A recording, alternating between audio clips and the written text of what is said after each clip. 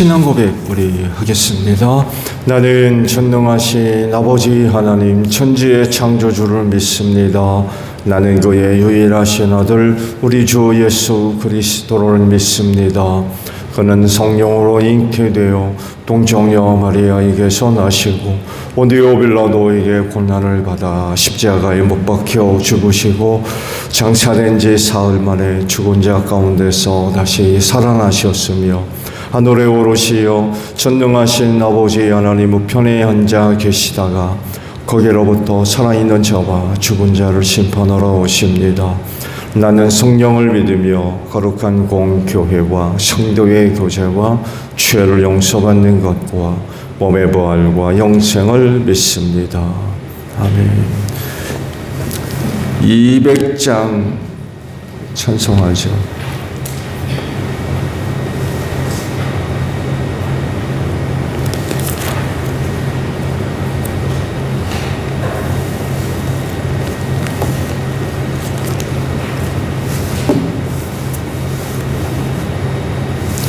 찬송가 200장입니다.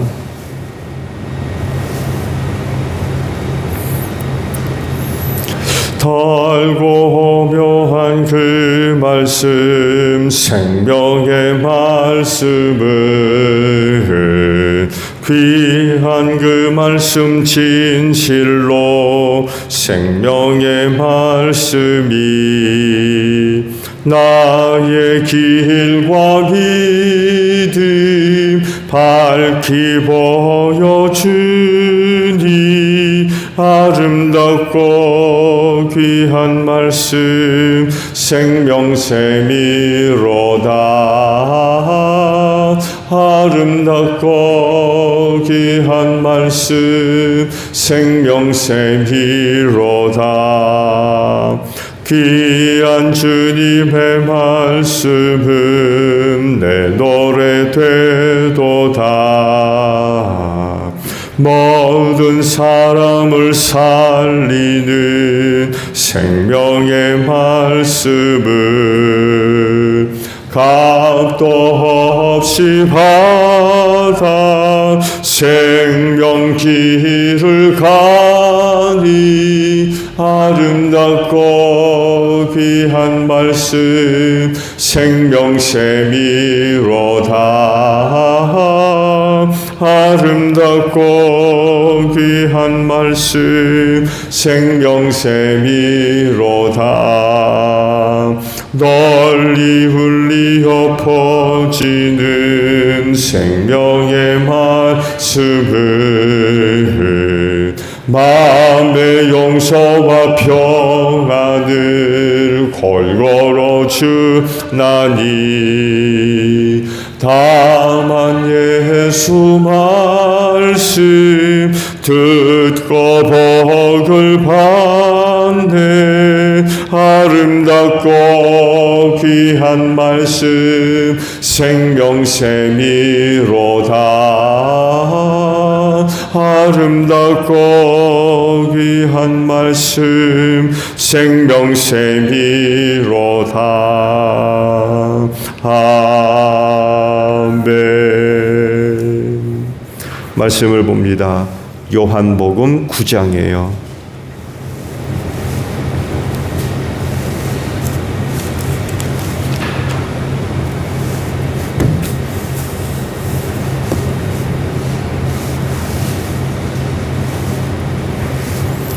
(35절에서) 41절 마지막 절까지 저와 교독을 합니다. 요한복음 9장 35절에서 마지막 절이에요. 바리새파 사람들이 그 사람을 내쫓았다는 말을 예수께서 들으시고 그를 만나서 물으셨다.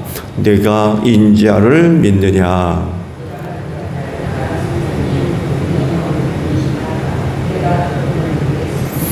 예수께서 그에게 말씀하셨다. 너는 이미 그를 보았다. 너와 말하고 있는 사람이 바로 그이다.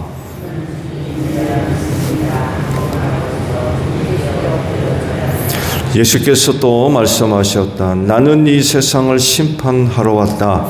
못 보는 사람은 보게 하고 보는 사람은 못 보게 하려는 것이다.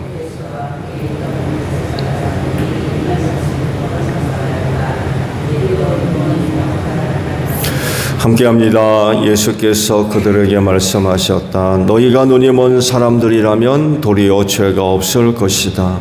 그러나 너희가 지금 본다고 말하니 너희 죄가 그대로 남아 있다. 아멘. 오늘 아침은요 40절의 말씀이에요. 하반절의 말씀입니다. 우리도 눈이 먼 사람이란 말이요. 말씀. 믿음을 위해서 혹은 그 믿음에 큰 영향을 끼치는 것 무엇보다도 아마 성경이라고 할 수 있을 것 같아요. 믿어야 할 모든 내용들이 다 거기 담겨져 있기 때문에 그렇습니다. 그래서 그 믿음은 들음에서 난다고 그러셨고 들음은 곧 하나님의 모든 말씀이라고 하셨죠. 성경은 그 믿음을 형성하는 데 있어서 거의 절대적인 영향을 준다고 할 수 있겠죠. 그래서 말씀을 듣는 것뿐만 아니라 말씀을 보고 그 말씀에 대한 반응 이런 것들이 어떠하느냐에 따라서 그 신앙이 또 형성되고 만들어가는 데 있어서 많은 그런 그 영향을 받게 되죠. 오늘 주신 그 말씀이 그 말씀에 대한 반응이라고 할 수가 있어요. 예수님과 함께 있던 바리새파 사람들이 한 말이죠. 근데 말씀을 보게 되면 그들이 그렇게 반응을 하게 된 이유는 예수께서 하신 말씀에 찔림을 받아서 그래요. 듣고는 이거 우리한테 하는 얘기로구나. 말씀을 대할 때에 이런 반응이 있다라고 하는 것은 참 다행이에요. 왜냐하면 나한테 주시는 말씀이 뭔가 아는 것과 모르는 것과는 엄청난 차이가 있기 때문에 그래요. 근데 복다행히도 이 바리새파 사람들이 예수께서 하신 이 말씀이 자기들한테 하는 말인가를 금방 알아차렸어요. 다행이죠. 예? 복다행이에요. 산에서 울리는 메아리와 같이 허공을 치고는 그냥 없어져 버리는 그런 말씀이 안 됐다는 얘기예요. 누군가에게는 그 가슴에 꽂히는 그런 말씀이 됐던 거죠. 그렇다고 해서 예수님의 의도적으로 너희 들어봐라 하고 하시는 말씀도 아니었어요. 왜냐하면 누구한테 한 말이었어요? 고침받은 사람한테 한 말이었어요. 나면서부터 보지 못했던 사람이 고침받았잖아요. 그 사람을 만나가지고 그에게 하셨던 말씀이었어요. 근데 예수님 주변에 있던 사람, 바리새파 사람들이 자기들한테 하시는 말씀으로 알아들었다는 거예요. 어떻게 보면 다행이기도 해요. 자기한테 주시는 말씀으로 들었다는 것은 다행이죠. 근데 문제는 그렇게 반응을 했다는데 이제 문제가 있는 거예요. 언제부터 그들이 예수님 곁에 있었는지 잘 드러나지 않죠. 그렇죠?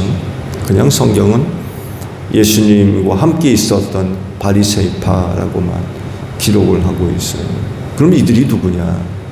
요한이 바리새파 사람이라고 밝히는 거 보니까 좋은 사람들은 아니었던 것 같아요. 뭐 아시듯이 예수님 주변에는 제자들만 있는 게 아니었습니다. 늘 많은 사람들이 따라다녔어요. 뭐 아시듯이 12사도만 있었던 게 아니죠. 예수를 믿었던 또 다른 많은 제자들도 예수 주변에 있었어요. 또 많은 여인들도 함께 따라다녔고요. 근데 예수님을 믿는 사람들만 있었느냐? 그렇지 않았다는 거죠. 오늘 말씀에 기록된 대로 바리새파 사람들도 있었어요. 그럼 이들이 누구냐? 고발자예요, 고발자. 산헤드린 공회에서 파견한 사람들. 예수의 일거수 일투족을 전부 감시하는, 그리고 가서 보고하는 거죠. 예수가 어디에서 무슨 일을 했더라, 무슨 말을 했더라, 전부 가가지고는 고발하는 거죠. 감시자요, 고발자였어요. 또 그렇기 때문에 어떻게 하면 예수를 넘어뜨릴 거냐, 이런 사람들이 있어요. 보면은 곤란한, 대답하기 곤란한 그런 질문을 했었고, 그러니까 앞에다가 함정을 파놓고 빠지기를 기다리고 걸려 넘어지기를 바라는 그런 사람들이었다는 거죠. 성경에 기록되어 나오는 예수 주변에 있었던 바리새파 사람들은 거의 대부분이 이런 사람들입니다. 그 중에는 또 그렇지 않은 사람들도 있겠죠. 니고데모와 같이 산헤드린 공회의 회원이었지만 예수 믿잖아요. 아마 그런 사람들도 있지 않았을까라고 하는 생각도 얼마든지 할 수 있죠. 나름 예수가 누군지 궁금해서 따라다니는 사람도 있을 수 있고, 또 예수의 가르침의 말씀을 좀 듣고 싶어 하는 그런 사람들도 있을 수 있고. 근데 오늘 그 주신 말씀을 통해서 예수 주변에 있었던 바리새파 사람들이 누구냐라고 할 때 긍정적인 사람들은 아니었어요. 좋지 않은 그런 그 생각을 가지고 예수 곁에 있었던 그런 사람들이었던 거죠.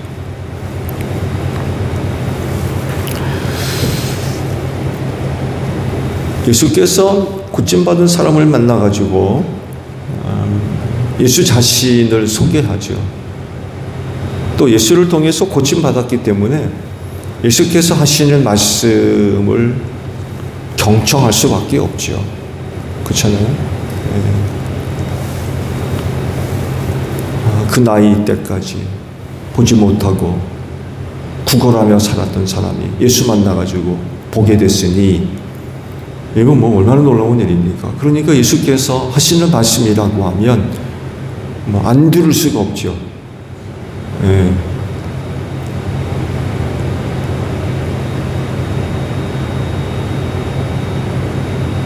그래가지고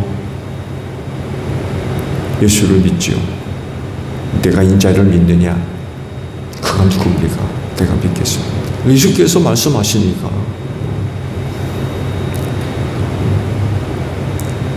그가 바로 나라고, 인자가 바로. 그랬을 때 내가 믿습니다. 주님 내가 믿습니다. 하면서 예수를 영접하죠. 그러면서 이제 예수께서 이 세상에 오신 이유들을 쭉 말씀하시죠. 내가 세상을 심판하러 왔다. 그러시면서 못 보는 자를 보게 하고 보는 사람을 못 보게 한다. 그런 말씀을 하세요.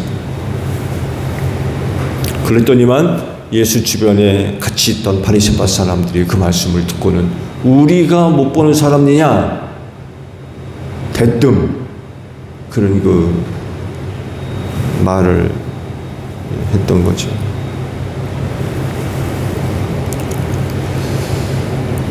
그들이 그런 그 반응들을 보게 되면 긍정적이지를 않죠. 부정적이에요.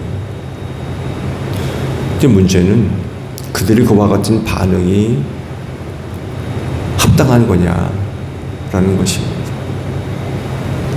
긍정적인 말씀으로 들은 그런 말씀이었다고 하면 감사하고 또 즐거워하고 기뻐하는 그런 그 반응들도 있을 수 있겠죠. 그럼 반대로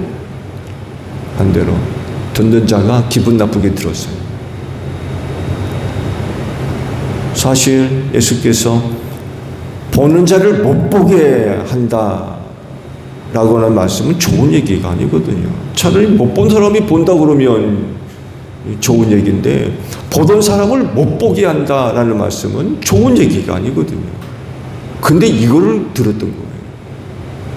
바리새파 사람들이 못 보는 자를 보게 하며 라는 말씀을 자기들한테 주신 말씀으로 들었으면 얼마나 좋겠어요. 그죠? 감사하고 즐거울 수 있으니까. 근데 그 앞에 말씀을 자기들한테 주신 말씀으로 들은 게 아니라 나중에 하신 말씀을 자기들에게 하신 말씀으로 들었던 거예요.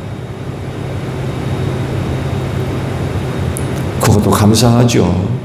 자기한테 주신 말씀을 받았다는 건 그건 참 다행스러운 거예요. 그런데 문제는 뭐냐면 합당한 반응이 나는 거예요. 그런 말씀 앞에 그들이 보인 태도, 반응이 과연 합당한 거예요.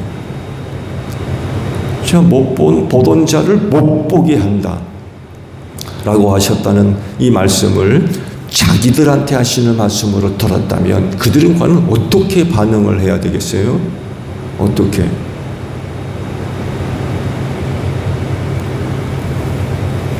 그런 말씀이 찔림이 됐다고 하면, 합당한 반응이라고 하면 회개를 해야 되지 않을까? 회개.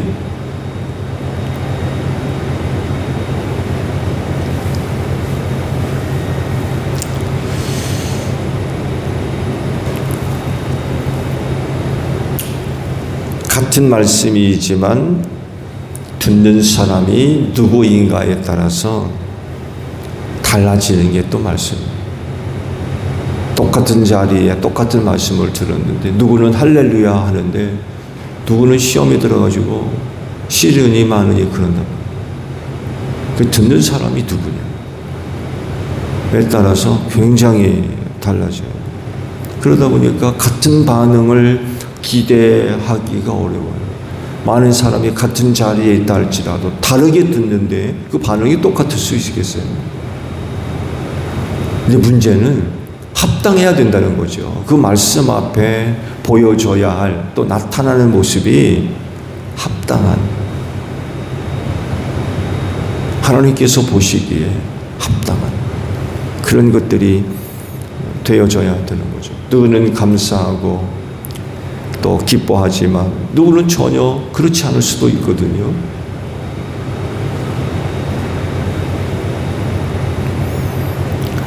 근데 이제 문제가 되는 건 바로 그거예요.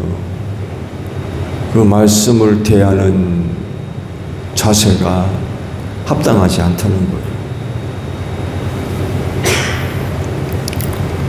예수님과 함께 있던 바리새파 사람들이 바로 그런 사람들이에요. 찔림이 되고 경고가 되었고 책망이 되었다고 하면 잘못을 뉘우치고 회개해야 되죠.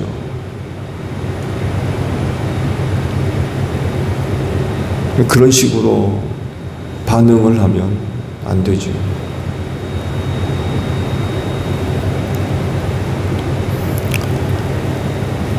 그래서 무엇이 되었든 모든 말씀에 대해서는 항상 우리가 겸손한 그런 그 자세를 취하지 않으면 어느 누구도 그 말씀을 받아들이기가 쉽지 않습니다.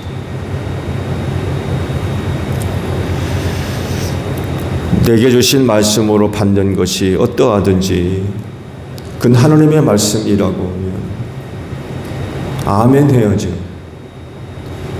듣기 좋은 걸 듣든지 듣기 거북한 것을 듣든지 그것이 하나님의 말씀이라고 하면 언제나 아멘으로 받아들여서 그 말씀에 합한 그런 그 모습들이 고백적으로 하나님 아버지 앞에 보여질 수 있어야 된다는 사실입니다.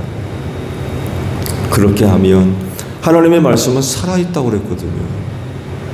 흰 건 종이요 검은 건 글자요. 그게 아니라 하나님의 말씀은 살아있다고 그랬어요. 중요한 건 살아있는 그 말씀이 그 심령 안에서 어떻게 역사하느냐는 거예요. 아무리 하나님의 말씀이 살아있어도 그 말씀을 받는 자들이 그 마음밭에 제대로 심겨지지 않으면 아무 일도 일어나지 않는다. 아무 일도 일어나지 않는다. 예수 주변에 있던 바리새파 사람들처럼 이렇게 반응하면 그 말씀 그들에게 아무런 역사도 일어나지 않는다. 정말 하나님의 말씀이 살아있는 말씀이라고 하면 그 말씀 앞에 우리가 어떠한 자세를 취하느냐에 따라서 죽어 있을 수도 있고 정말 살아서 역사하는 말씀도 될 수 있다는 거죠.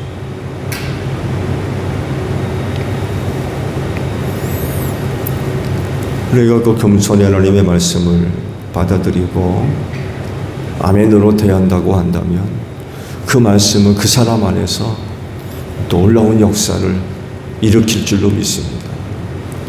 하나님의 말씀은 살아있기 때문에 그렇습니다. 오늘 하루 여러분 가운데 임하는 하나님의 말씀이 살아서 여러분 안에서 역사하기를 바랍니다. 주기도문 합니다. 하늘에 계신 우리 아버지, 아버지의 이름이 거룩하게 하시며 아버지의 나라가 오게 하시며 아버지의 뜻이 하늘에서와 같이 땅에서도 이루어지게 하소서. 오늘 우리에게 일용할 양식을 주시고 우리가 우리에게 잘못한 사람을 용서하여 준 것 같이 우리 죄를 용서하여 주시고 우리를 시험에 빠지지 않게 하시고 악에서 구하소서. 나라와 권능과 영광이 영원히 아버지의 것입니다.